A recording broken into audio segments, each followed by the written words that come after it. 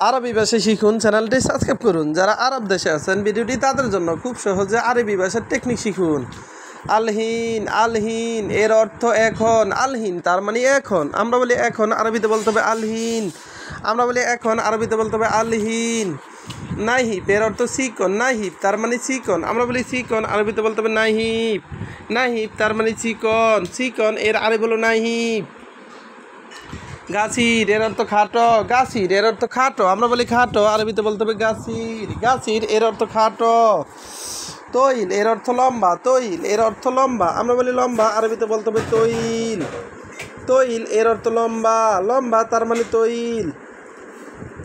তুল এর অর্থ উচ্চতা। তুল এর অর্থ উচ্চতা। আমরা বলি উচ্চতা, আরবিতে বলতে হবে তুল।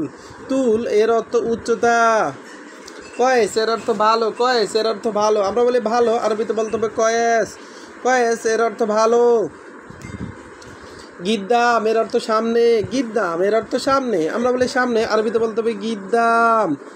আবার সামনে এর আরবি হলো গিদ্দাম। অরা এর অর্থ পিছনে। অরা তার মানে পিছনে। আমরা বলি পিছনে, আরবিতে বলতে হবে অরা। আবার কয়েস অর্থ ভালো। আবার মাফি কয়েস এর অর্থ ভালো না। মাফি কয়েস তার মানে ভালো না।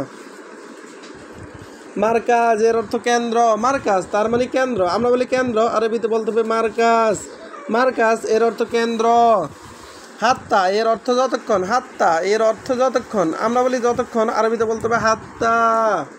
হাত্তা তার মানে যতক্ষণ। সুম্মা এর অর্থ অতঃপর। সুম্মা এর অর্থ অতঃপর। আমরা বলি অতঃপর, আরবিতে বলতে হবে সুম্মা। সুম্মা এর অর্থ অতঃপর।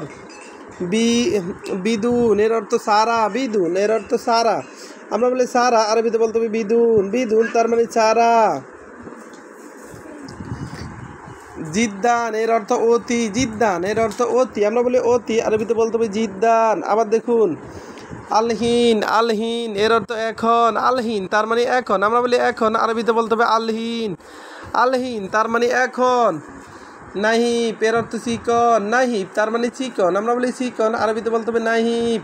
নাহিব এর অর্থ চিকন। গাছির এর অর্থ খাটো। গাছির এর অর্থ খাটো। আমরা বলি খাটো, আরবিতে বলতে হবে গাছির। গাছির এর অর্থ খাটো। তৈল এর অর্থ লম্বা। তৈল এর অর্থ লম্বা। আমরা বলি লম্বা, আরবিতে বলতে হবে তৈল। তৈল এর অর্থ লম্বা। তুল এর অর্থ উচ্চতা। তুল তার মানে উচ্চতা। উচ্চতা তার মানে তুল। কয়েস এর অর্থ ভালো। কয়েস তার মানে ভালো। আবার মাফি কয়েস এর অর্থ ভালো না। আমরা বলে ভালো, আরবিতে বলতে হবে কয়েস। আমরা বলে ভালো না, আরবিতে বলতে হবে মাফি কয়েস। গিদ্দাম এর অর্থ সামনে। গিদ্দাম তার মানে সামনে। অরা এর অর্থ পিছনে। পিছনে তার মানে অরা। মার্কাজ এর অর্থ কেন্দ্র। হাত্তা এর অর্থ যতক্ষণ। ভিডিওটি ভালো লাগলে অবশ্যই সাবস্ক্রাইব করুন এবং শেয়ার করুন। ভুল হলে ক্ষমার দৃষ্টিতে দেখুন।